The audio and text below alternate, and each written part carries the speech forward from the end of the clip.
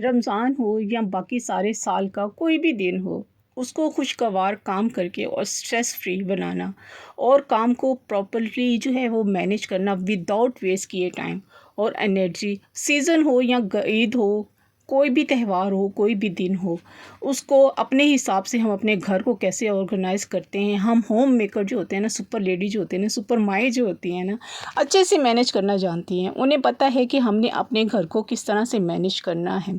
तो चलें आज मेरी सुबह से शाम की रूटीन देखते हैं। अगर मेरी बात आपको अच्छी लगे तो वीडियो को ज़रूर लाइक और शेयर करना तो बनता है। अस्सलाम वालेकुम एवरीवन, कैसे हैं आप सब? आई होप आप सब ठीक ठाक होंगे, मज़े में होंगे। मैं भी ठीक हूँ, अल्लाह का शुक्र है, दुआएं आप सबकी। Welcome back to Shagufta lifestyle.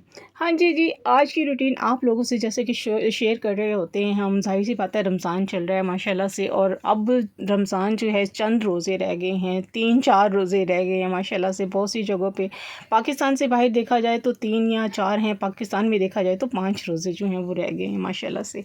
तो जी हाँ जी, आप देख रहे हैं हमारी सिंपल और सादा सी जो है सहरी और अफ्तारी की रूटीन आप देखते जाएंगे और हम बात भी करते जाएंगे। आजकल हम जो है ना प्रैक्टिकली जो है ना हमारे दिन का आगाज़ जो होता है ना, वो बहुत या तो होता है तहज्जुद से शुरू होता है या सहरी से शुरू हो जाता है। ज़्यादातर तो तहज्जुद से ही जो है फीमेल जो होते हैं ना, होम मेकर जो होती हैं, ले सुपर मॉम्स जो होती है ना, वो तहज्जुद के टाइम ही उठती हैं, क्योंकि उठ के उन्होंने सबके लिए सहरी बनाना होती है, बच्चों को उठाना होता है, सबको सहरी करवाना होता है और तैयारी करनी होती है। तो ज़ाहिर सी बात है, तहज्जुद में उठेंगे, तहज्जुद भी पढ़ेंगे, कुरान शरीफ भी पढ़ेंगे और उसके साथ जो है सहरी का आगाज़ भी करेंगे। सुबह का एक हेल्दी खाना जो होता है ना, हमारे लिए प्रॉपर खाना जो होता है ना, हमारी जो बाकी की जो आने वाले दिन की सारी स्टोरी होती है ना, वो दिखाता है। वो किस तरह से अगर हम सहरी के टाइम या नाश्ते में, अभी तो रमज़ान चल रहा है, सहरी हो या नाश्ता हो, अगर हम अपने खुराक को जो है ना, नाश्ते को अगर भरपूर करेंगे ना, हेल्दी नाश्ता करेंगे ना, उससे क्या होता है कि हमारा सारा दिन जो होता है ना, वो किस तरह से जो होता है वो दिखाता है हमारी लाइफ को, हमारे टाइम को, हमारी एनर्जी को दिखाता है कि हम कितने स्ट्रॉन्ग हैं, कि हम सारा दिन वो काम कैसे पुरजोश तरीके से कर सकते हैं विदाउट स्ट्रेस, विदाउट थके हुए। ये सारे दिन की स्टोरी को जो होता है ना वो दिखाता है। और हमारा जो हेल्दी एक नाश्ता होता है ना, वो हमारे लिए कितना हेल्पफुल होता है। सहरी या नाश्ते पे अगर हम प्रॉपरली जो है ना उसको फुल ऑफ प्रोटीन खाना खाएं ना, हमें बाकी का सारा दिन जो होता है ना हमारा एनर्जेटिक रखता है हम लोगों को। और अगर फिर नमाज और कुरान उसमें तिलावत शामिल हो जाए तो अगला सारा दिन भी जो होता है ना सुपर वुमन बनकर जो होता है ना, हम सारा काम करने में अल्लाह ताला की गायबाना मदद जो होती है ना उसमें शामिल हो जाती है। तो लाज़मी है कि हम अपने सहरी को या हम अपने नाश्ते को अच्छे तरीके से खाएं, पेट भर के खाएं, ताकि हमारा सारा दिन जो है वो अच्छे से गुजर सके और सुकून से गुजर सके, और हम आराम से जो है वो सारे घर को जो है ना काम को मैनेज कर सकें। तो जी, सहरी तो आपने देख ली, जैसे कि हमारी भी भरपूर सहरी। सारी सी बात है, एक रोटी खाना या पराठा खाना तो काफ़ी हैवी वैसे हो जाता है, वो पूरे दिन के लिए काफ़ी होता है, और मेरे ख्याल से शाम तक भूख नहीं लगती है जो भी पराठा खाता है सहरी में या नाश्ते में।